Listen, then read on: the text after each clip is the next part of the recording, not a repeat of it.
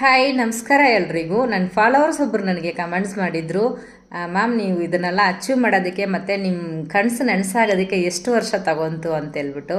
ನಿಜ ಹೇಳ್ಬೇಕಂತಂದರೆ ನಾನೇನು ದೊಡ್ಡದಾಗಿ ಅಚೀವ್ ಮಾಡಿಲ್ಲ. ಇರೋಕ್ಕೆ ಮನೆ, ಊಟಕ್ಕೆ ಬಟ್ಟೆಗೆ ಕಷ್ಟ ಇಲ್ದಿರ, ಒಬ್ರ ಹತ್ರ ₹1 ಸಾಲ ಇಲ್ದಿರ ನೆಮ್ಮದಿಯಾಗಿದ್ದೀನಿ. ಇಷ್ಟು ಮಾತ್ರ ನಾನು ಮಾಡ್ಕೊಂಡಿದ್ದೀನಿ. ಇದಕ್ಕೆ ನನಗೆ 20 ವರ್ಷ ಆಯಿತು. ನನಗೆ ಇವಾಗ ಮದುವೆ ಆಗಿ 20 ವರ್ಷ ಆಗ್ತಾಯಿದೆ. ನೀವು ನಂಬ್ತಿರೋ ಇಲ್ಲ ಗೊತ್ತಿಲ್ಲ, ಈ 20 ವರ್ಷದಲ್ಲಿ ನಾನು ಥಿಯೇಟ್ರಿಗೆ ಹೋಗಿ ಮೂವಿ ನೋಡಿರೋದಂತಂದರೆ ಎರಡೇ, ಅಂದರೆ 10 ವರ್ಷಕ್ಕೆ ಮೂವಿ ಆ ಥರ ನೋಡಿದ್ದೀನಿ. ಈ 20 ವರ್ಷದಲ್ಲಿ ನಮ್ಮ ಅಮ್ಮ ಮನೆಗೆ ಹೋಗಿ ನಾನು ಒಂದು ರಾತ್ರಿನೂ ಸ್ಟೇ ಆಗಿಲ್ಲ.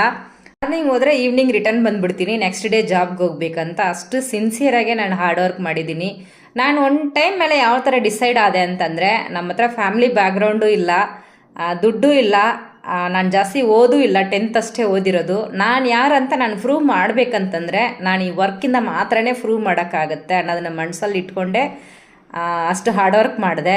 ನಾನು ಮನೆ ಕೆಲಸ ಮಾಡಿದವಾಗಲೂ ಅಷ್ಟೇ ನನಗೆ ತುಂಬ ಡಿಮ್ಯಾಂಡ್ ಇತ್ತು. ತುಂಬ ಜನ ನನ್ನ ಕರೆಯೋರು, ನೀನೇ ಬೇಕು ಅಂತ ಹೇಳ್ಬಿಟ್ಟು. ಆಮೇಲೆ ಹೋಟೆಲ್ ರನ್ ಮಾಡಿದವಾಗಲೂ ಅಷ್ಟೇ ನಮ್ಮ ಹೋಟೆಲ್ಗೆ ತುಂಬ ಕಸ್ಟಮರ್ಸ್ ಬರೋರು, ತುಂಬ ಚೆನ್ನಾಗಿ ಕುಕಿಂಗ್ ಮಾಡ್ತಾ ಇದ್ದೀರಾ ಅಂತ. ಇವಾಗಲೂ ಅಷ್ಟೇ ನಿಮ್ಮ ಹತ್ರನೇ ಸರ್ವಿಸ್ ಮಾಡ್ಕೋಬೇಕು ಅಂತ ತುಂಬ ಕ್ಲೈಂಟ್ಸ್ ಇದ್ದಾರೆ. ಹಂಗಾಗಿ ನಾವು ವರ್ಕಿಂದ ಮಾತ್ರನೇ ನಮ್ಮ ಟ್ಯಾಲೆಂಟ್ನ ನಾವು ಪ್ರೂವ್ ಮಾಡೋಕ್ಕಾಗುತ್ತೆ.